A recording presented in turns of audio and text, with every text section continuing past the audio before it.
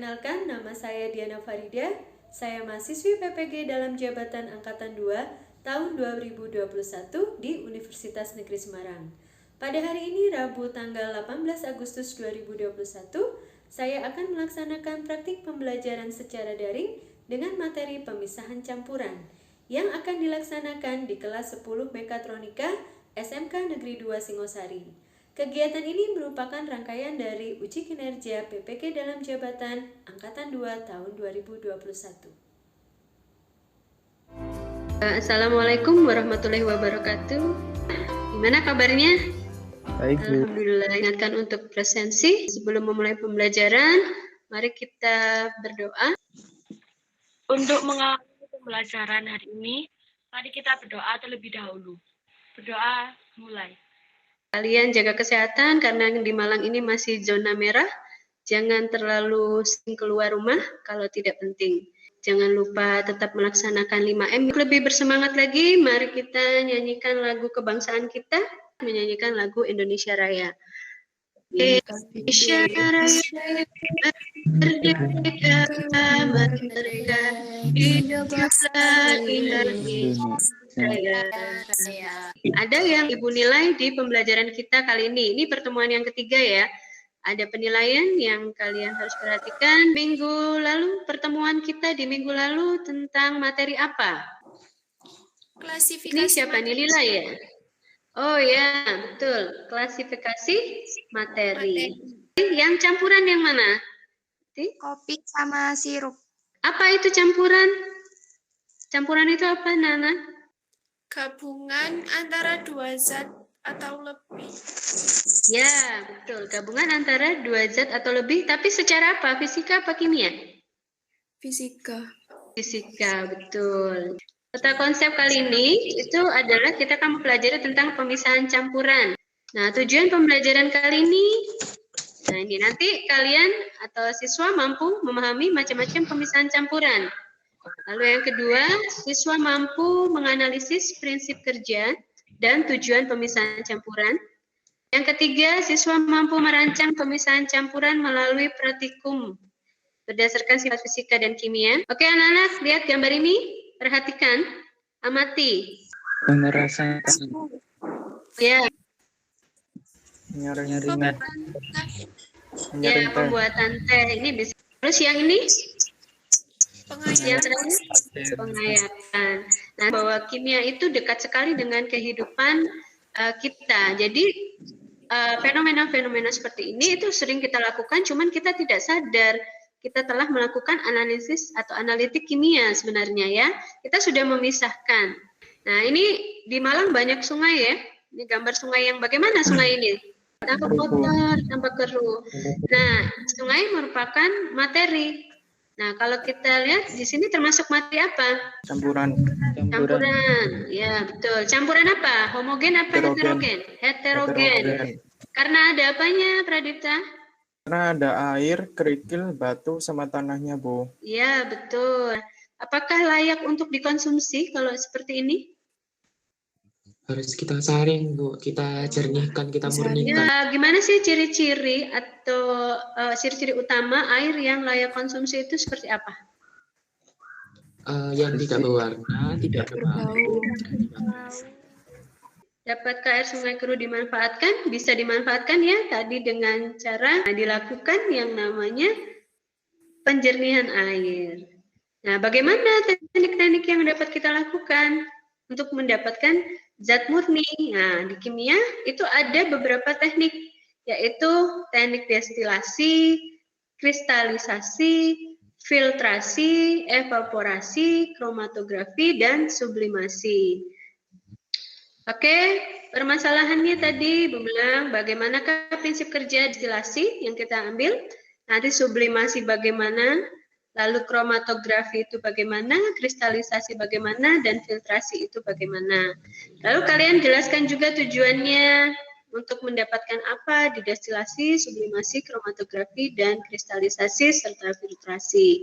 Yang ketiga, bagaimana merancang, melakukan, menyajikan hasil dari pemisahan campuran. Merancang pemisahan campurannya itu bagaimana? Kalian nanti diskusi kelompok dengan temannya, bekerja sama yang baik, tetap dengan jaringan WA-nya ya.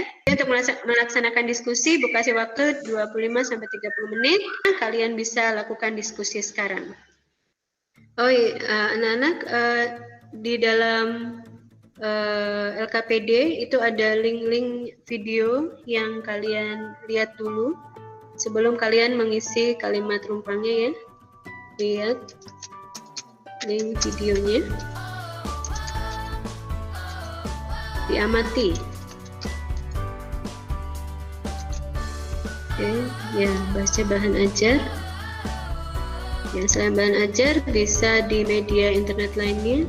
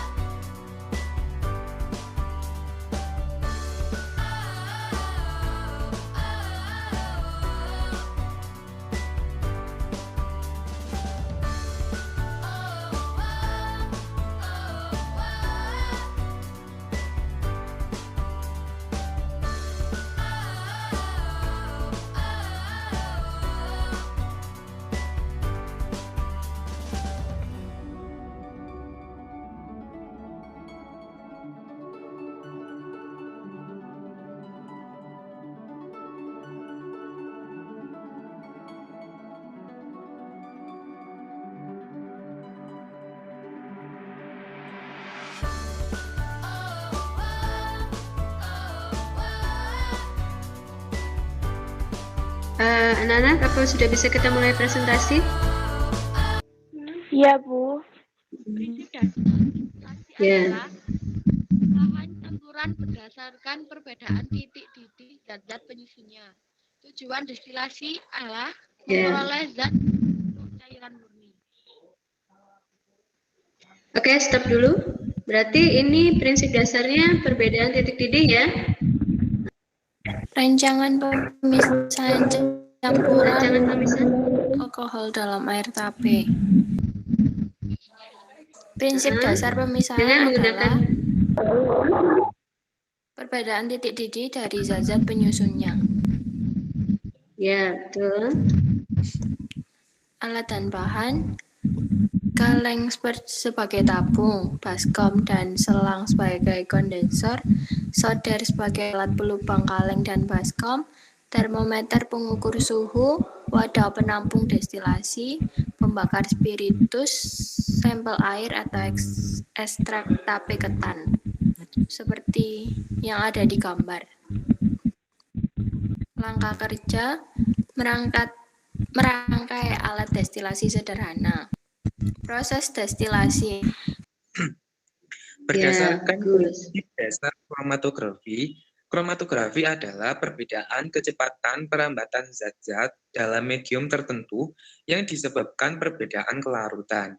Sedangkan tujuan kromatografi adalah memisahkan dan mengidentifikasi zat-zat penyusun campuran. Yang kedua adalah rancangan pemisahan komponen-komponen warna dari spidol warna merah, hijau, dan biru.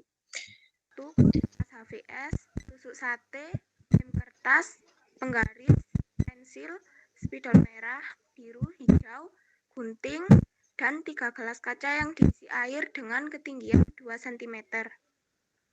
Langkah kerja. Oke. Sedangkan prinsip dari filtrasi adalah 1.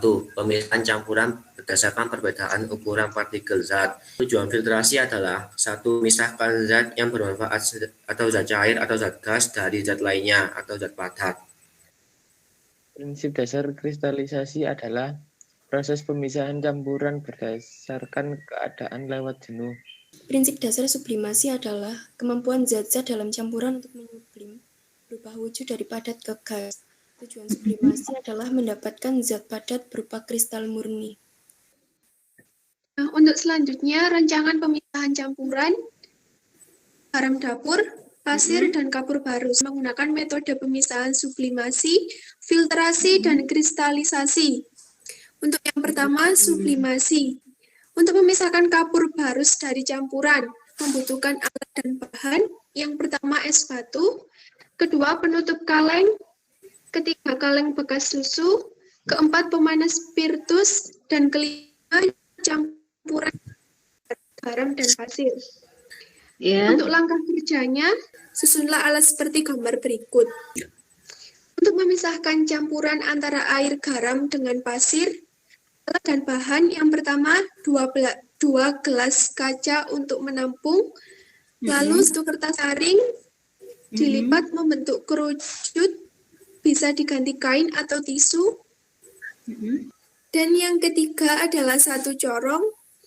Keempat, campuran garam dan pasir. Dan kelima, air secukupnya. Oke, langkah kerjanya? Langkah kerjanya adalah sebagai berikut. Akhir yang C, susun alat sebagai berikut. 3. Kristalisasi. Untuk memisahkan garam dari larutan garam, alat dan bahannya kaleng bekas, pemanas spiritus, dan larutan garam. Langkah kerjanya yang pertama, memasukkan larutan garam pada kaleng.